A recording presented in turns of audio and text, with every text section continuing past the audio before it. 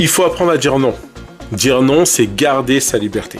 Il faut savoir une chose, c'est que dans le cas, par exemple, d'un service, tu vois, qui vous est demandé et que vous dites oui à ce service, le problème de celui qui vous a demandé ce service devient votre problème.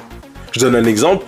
Si, par exemple, vous avez un ami qui vous dit, écoute, voilà, demain, j'ai un avion qui décolle à 6h, il faut que je parte de chez moi à 3h30 du matin, est-ce que tu peux m'emmener à l'aéroport ?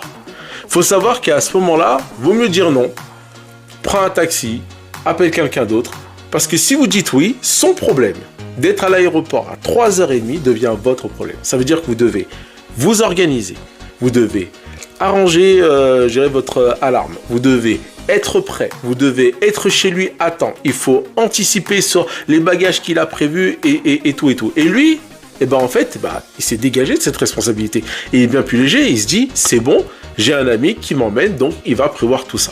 Donc imaginez-vous juste qu'on vous dise, j'ai un avion à prendre à 5h du matin, demain, il faut que tu m'emmènes à l'aéroport à 3h30.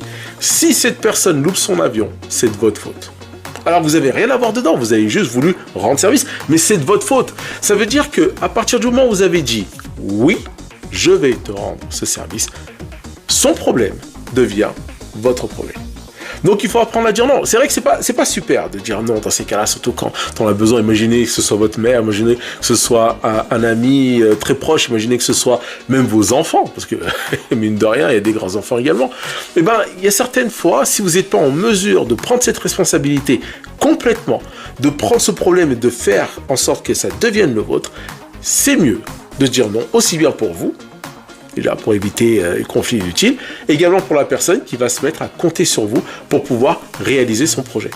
Donc, sachez que dire non, c'est pas forcément négatif, c'est aussi des fois pour le bien de l'un comme de l'autre.